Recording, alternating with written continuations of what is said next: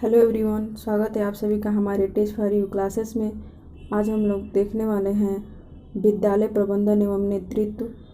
तो हम लोग ज़्यादा टाइम ना लेते हुए अपने क्लास को स्टार्ट करते हैं, क्योंकि एग्ज़ाम बहुत नज़दीक है। और हाँ, यह जो प्रैक्टिस सेट है टॉपिक वाइज है और इसमें 100% गारंटी के साथ एग्ज़ाम में ज़रूर यहाँ से क्वेश्चन आए। अगर आप लोग इसको लगाते हैं तो और हाँ, यहाँ से क्वेश्चन ज़रूर एग्ज़ाम में आएगा, यह गारंटीड है।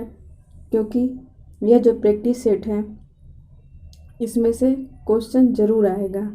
तो इसलिए आप लोग इसको इग्नोर ना कीजिए और इस सेमेस्टर में एक बार यह प्रैक्टिस सेट लगा कर देखिए कि इस प्रैक्टिस सेट से आप लोग को लाभ होता है या नहीं।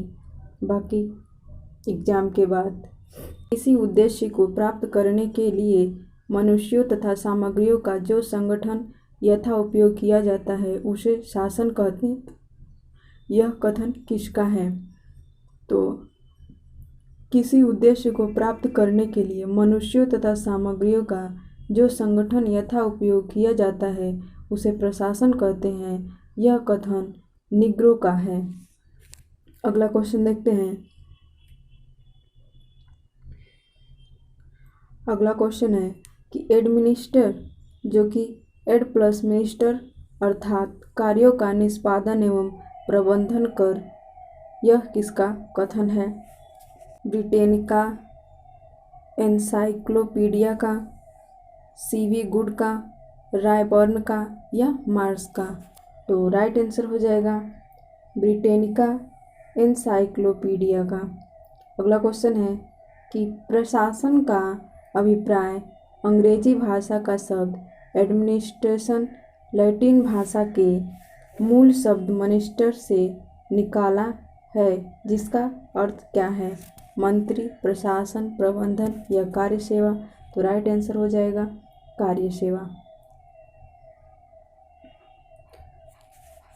नेक्स्ट क्वेश्चन है कि प्रशासन शब्द में ग्रहण किया जाता है प्रबंधन, निर्देशन को, सेवा करने के विचार को या उपर्युक्त दोनों? तो प्रशासन शब्द है उसका मैनेजमेंट और सेवा के विचार दोनों भावना के द्वारा इसको देखा जाता है। अगला क्वेश्चन है कि प्रशासन का मुख्य उद्देश्य क्या है? डॉट डॉट के प्रशासन का मुख्य उद्देश्य के लिए ऐसा वातावरण तैयार करना जिससे उसका अधिक से अधिक विकास हो सके। तो किस प्रकार से या प्रशासन का मुख्य उद्देश्य व्यक्ति, समाज तथा देश सभी का ऐसा वातावरण तैयार करना जिससे अधिक से अधिक विकास हो सके। इसलिए राइट आंसर व्यक्ति, समाज और देश सभी के लिए।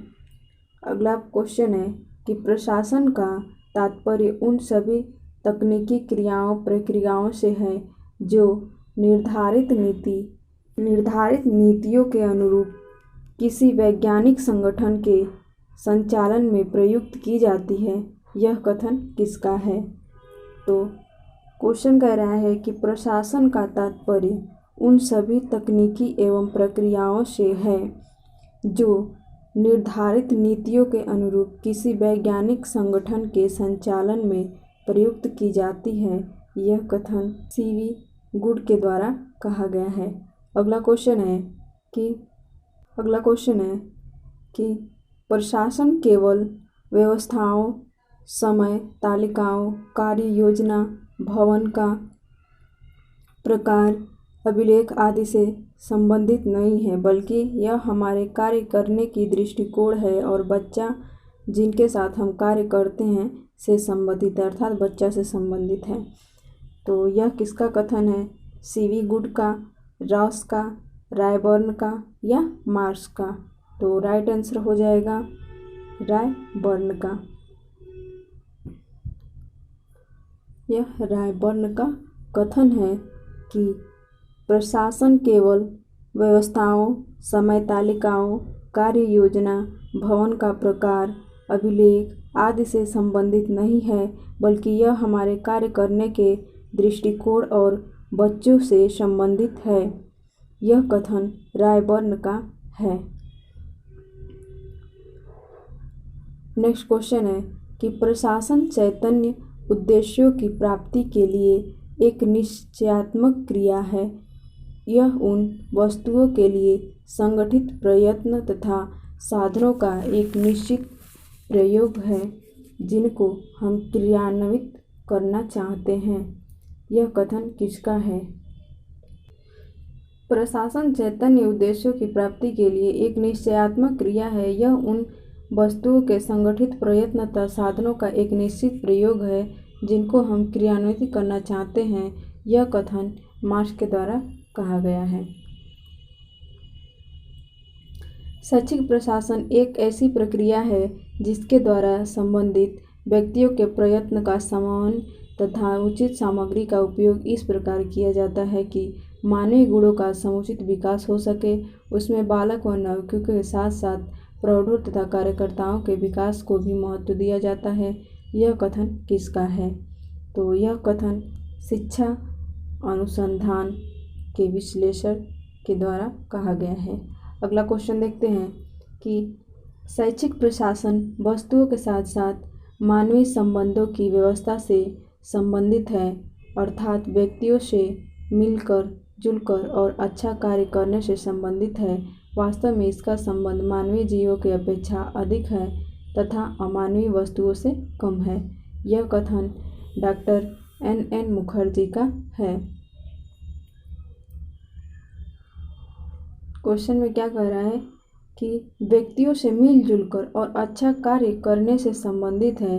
वास्तव में इसका संबंध मानवीय जीव से अपेक्षाकृत अधिक अमानवीय वस्तुओं से कम है। तो यह कथन डॉक्टर N.N. मुखर्जी का है। अगला क्वेश्चन देखते हैं कि शैक्षिक प्रशासन एक ऐसी क्रिया है जिसके द्वारा संबंधित व्यक्तियों के प्रयास का एकीकरण तथा उचित सामग्री का उपयोग इस प्रकार किया जाता है जिससे कि मानवीय गुणों का समुचित विकास हो सके। यह कथन एनसाइक्लोपीडिया ऑफ एजुकेशन रिसर्च के द्वारा कहा गया है। अगला क्वेश्चन देखते हैं। शैक्षिक प्रशासन एक ऐसी सेवा करने वाली गतिविधि है जिसके माध्यम से प्रक्रिया के लक्ष्य प्रभावकारी ढंग से प्राप्त किए जाते हैं। कथन किसका है? बुक्स एडम का, हक्सविस एवं रफरन का, डॉक्टर M.N. मुखर्जी का। तो राइट आंसर हो जाएगा हक्सविस एंड रफरन का। अगला क्वेश्चन देखते हैं। शैक्षिक प्रशासन में शैक्षिक प्रशासन में अनेक को एक सूत्र में बांधने की क्षमता होती है। शैक्षिक प्रशासन प्राय परस्पर विरोधियों तथा सामाजिक शक्तियों को एक ही संगठन में इतनी चतुराई से जोड़ता है कि वे सब मिलकर एक इकाई के समान कार्य करते हैं। यह कथन किसका है? यह कथन किसका है? S.N. मुखर्जी का, J.C.B. सीयर्स का, बुक एडम्स का या फिक्स एवं राइट आंसर हो जाएगा ब्रुक्स एडम्स का। नेक्स्ट क्वेश्चन देखते हैं। शासन का उद्देश्य योग्य छात्रों को योग्य अध्यापकों से उचित शिक्षा ग्रहण करने के लिए इस प्रकार सक्षम बनाया है जिससे वे समिति संविधानों का अंतर्गत प्रशिक्षित होकर अधिक से अधिक लाभान्वित हो सके।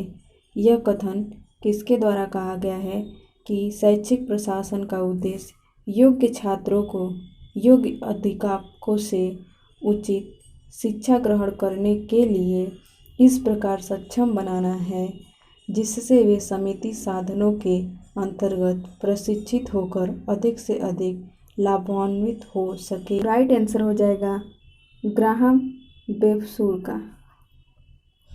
अगला क्वेश्चन है कि शिक्षा के क्षेत्र में प्रशासन से अभिप्राय सरकार शब्द से ही है। 15 नंबर क्वेश्चन है कि शिक्षा के क्षेत्र में प्रशासन से अभिप्राय सरकार शब्द से ही है जिसका निकटतम संबंध विशेष संदर्भ में इन शब्दों से होता है जैसे अधीक्षण, पर्यवेक्षण, योजना, त्रुटि, निर्देशन, संगठन, नियंत्रण, समायोजन तथा निगम आदि। तो यह कथन जेसी बियर्स का राइट आंसर है। और यह गारंटी है कि यहाँ से क्वेश्चन जरूर आएगा। अगला क्वेश्चन है कि शैक्षिक प्रशासन का अर्थ है छात्रों के विकास को निर्धारित उद्देश्यों की ओर मोड़ना, अध्यापकों को साधन के रूप में प्रयुक्त करना तथा संबंधित जन समुदाय को उद्देश्यों तथा उनकी प्राप्ति के साधनों की ओर प्रेरित करना। यह कथन किसका है? तो मर्ट तथा रॉस का यह कथन है। अगला क्वेश्चन देखते हैं कि एजुकेशन एडमिनिस्ट्रेशन कृति किसकी है? एजुकेशन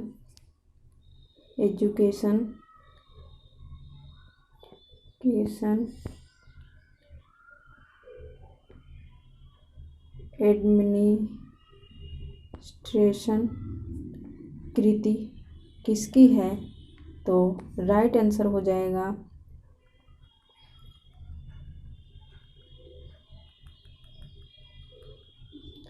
ग्राहम बेल कोर का। याद रखिए आप लोग, एजुकेशन एडमिनिस्ट्रेशन किसका है? तो ग्राहम बेल कोर का। अगला क्वेश्चन देखते हैं कि शैक्षिक प्रशासन सामान्य प्रशासन का एक अंग है। विद्यालयों के माध्यम से मानव मूल्यों व आदर्शों को प्राप्त करता है, भावी नागरिकों को प्रभावित करता है। यह उपयुक्त सभी। तो राइट आंसर हो जाएगा सभी। अगला क्वेश्चन है कि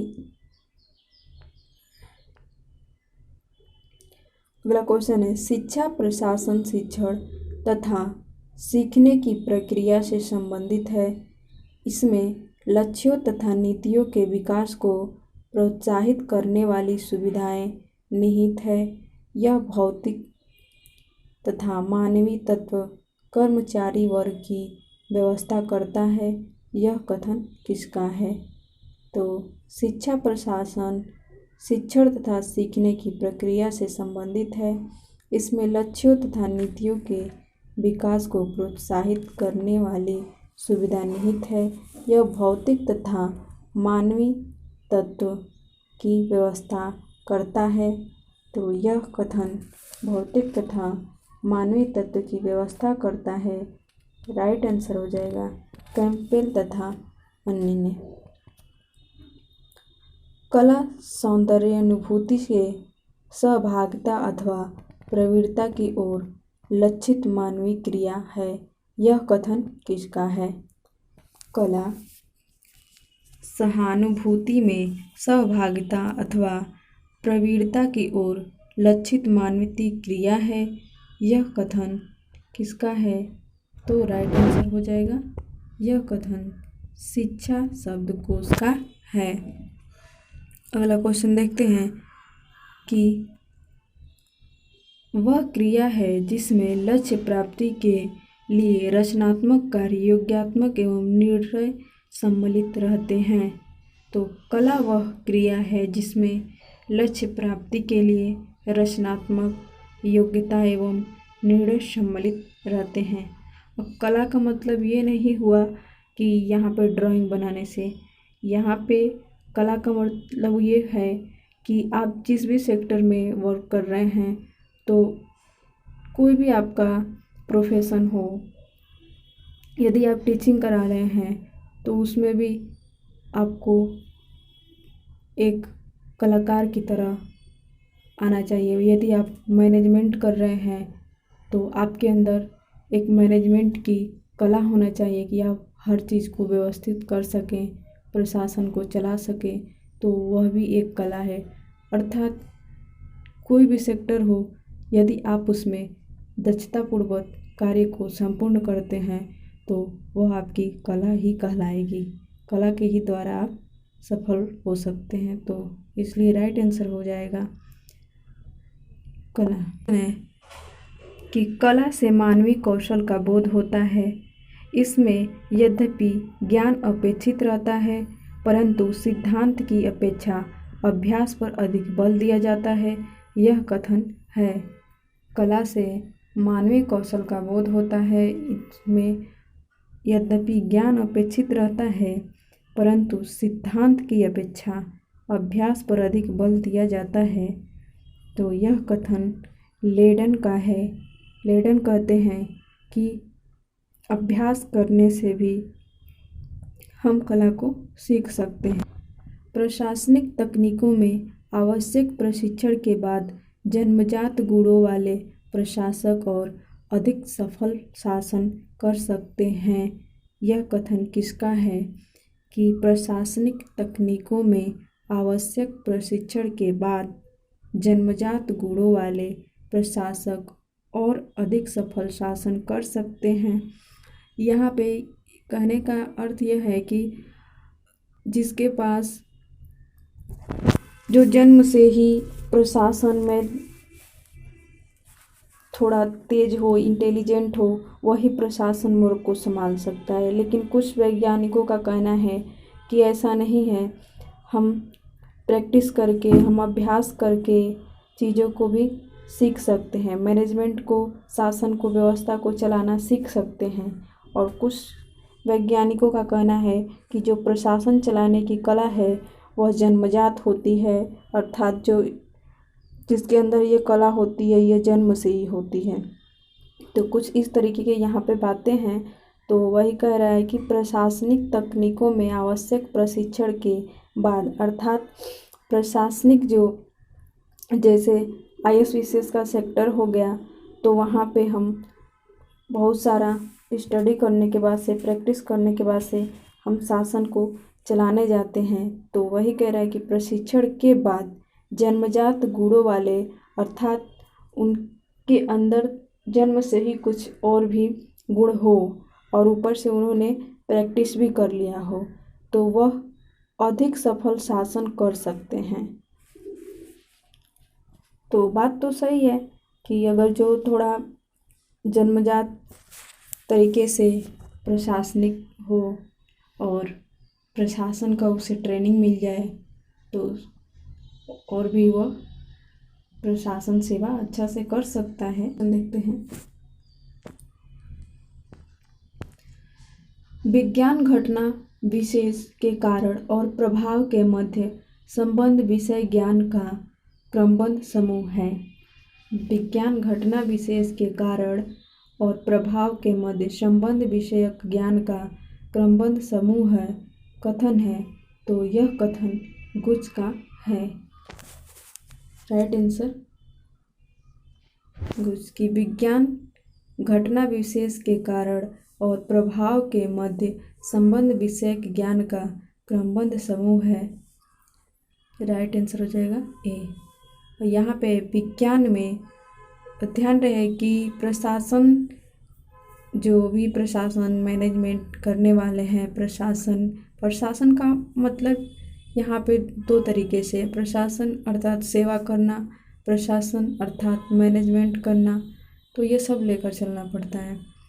तो यहाँ पे कह रहा है कि विज्ञान में विषय वस्तु का विधिवत आगमन किया जाता है, विश्लेषण किया जाता है, निष्कर्ष निकाला जाता है। तो राइट आंसर हो जाएगा उपर्युक्त सभी।